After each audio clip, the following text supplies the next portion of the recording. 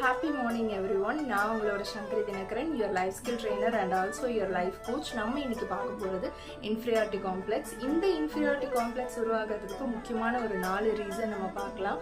இது ஸ்டார்டிங் ஸ்டேஜ்ல இருந்தே பார்க்கலாம். அதாவது நம்பர் 1 2 3 4 ஸ்டார்டிங். இது எப்படின்னா first one is starting stage. நான் சொல்றது childhood experience. Next self flow extreme. Next வந்து environmental and social pressure and finally தான் நம்ம சொல்ல போறது psychological factor.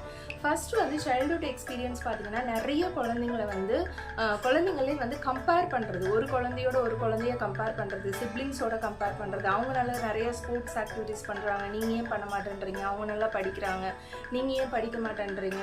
அது குழந்தைங்களுக்கு மட்டும் இல்லை, பெரியவங்களுக்கும் இருக்கும். பட் மோஸ்ட்லி நடக்கிறது குழந்தைங்க கிட்ட நடக்குது. இந்த ஒரு விஷயம் வந்து குழந்தைங்க கிட்ட ஒரு ஸ்டார்டிங் ஸ்டேஜாக இருக்குது. இதுக்கு நெக்ஸ்ட்டு நம்ம போகும்போது பார்த்தீங்கன்னா self flow extreme. Self flow எக்ஸ்ட்ரீம்ங்கிறது அவங்களுக்குள்ள ஸ்கில்ஸை அவங்களே வந்து வெளியே கொண்டு வர்றதுக்கு தயங்குவாங்க. பிகாஸ் இந்த இன்ஃபீரியாரிட்டி காம்ப்ளெக்ஸ் கொஞ்சமாக அவங்களுக்குள்ளுக்குள்ளே ஸ்டார்ட் ஆகிருக்கும் போது அவங்கள தன்னைத்தானே வந்து தாழ்த்திப்பாங்க. ஒரு சொசைட்டிக்கு போகும்போது எனக்கு இந்த ஸ்கில்ஸ் இல்லை, எனக்கு இந்த நாலேஜ் இல்லை, எனக்கு இந்த பவர் இல்லை, என்னால் இது பண்ண முடியாதுன்னு சொல்லிட்டு அவங்க ஒரு இடத்துல இருந்து தள்ளி ஒரு ஸ்டெப் பின்னாடி வர்ற மாதிரி இருக்கிறது self flow extreme. Next environmental and social pressure. இந்த ஒரு மனிதனுக்கு வந்து சமூகமாக வந்து நிறைய விதத்தில் வந்து இந்த இன்ஃபீரியாரிட்டி காம்ப்ளெக்ஸ் உருவாகிறதுக்கு ஒரு ரீசனாக இருக்குது. ஃபார் எக்ஸாம்பிள் உங்ககிட்ட சொல்ல போனோன்னா, ஒரு இடத்துல வந்து ஃபார் எக்ஸாம்பிள் ஒரு இங்கிலீஷ் படித்து ஒரு வேலைக்குன்னு போகிறாங்க.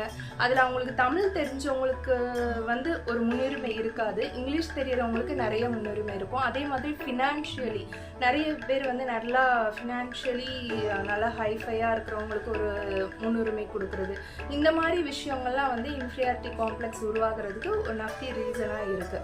அண்ட் ஃபைனலி நம்ம சொல்ல போகிறது தான் வந்து சைக்கலாஜிக்கல் ஃபேக்டர். அதுக்கப்புறம் தான் இது வரும். அது வந்து நிறைய ரீசன் இருக்குது, சைக்கலாஜிக்கல் ஃபேக்டர் நிறைய ரீசன் இருக்குது. பட் இந்த 3 காரணங்களும் தான் ரொம்ப ரொம்ப இம்பார்ட்டன்ட். ஸோ ஆஸ் அ பேரண்டாக, ஆஸ் அ ஹியூமனாக, ஆஸ் ஒரு சொசைட்டியில் இருக்கிற ஒரு நல்ல பர்சனாக இது எல்லா விஷயத்தையும் வந்து நம்ம கூர்ந்து கவனித்து மற்றவங்கள வந்து ஹர்ட் பண்ணாத அளவுக்கு, மற்றவங்களுக்கு எந்த ஒரு இன்ஃபீரியாரிட்டி காம்ப்ளெக்ஸும் உருவாகாத அளவுக்கு நம்ம ஒரு வளமான நாட்டை வந்து உருவாக்கணும். So live with a good mind. Thank you. Bye.